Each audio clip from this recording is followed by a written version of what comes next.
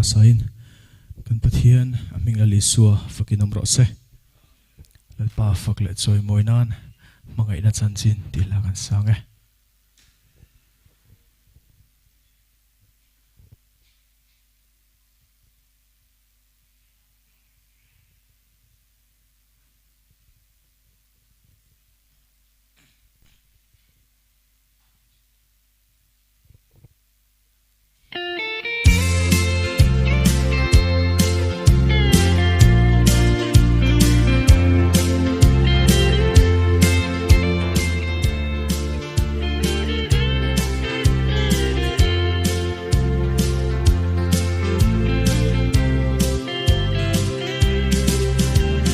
Chui sen lo zinga cheng ringin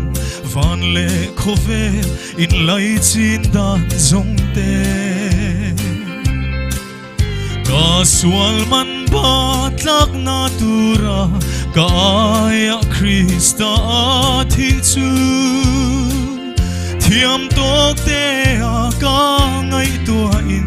Hmangaihna vangani Hallelujah, hallelujah Amoy bere Hmangaihna chanchin hi Thil dang soi tur nei lo po in Ka chuang e Hmangaihna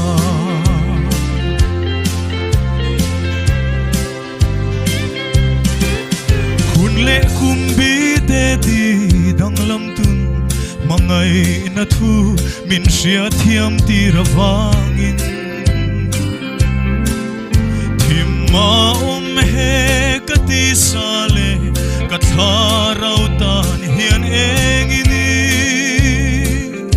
O katlan tu nang pathianun lom thu kan shila che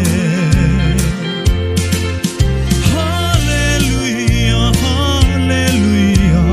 Amoy bere Hmangaihna chanchin hi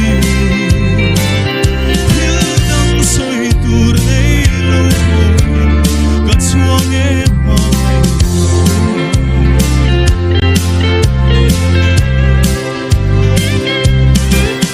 Baby sual ka na thia khole ka thamwan da ka ne na amin pe ka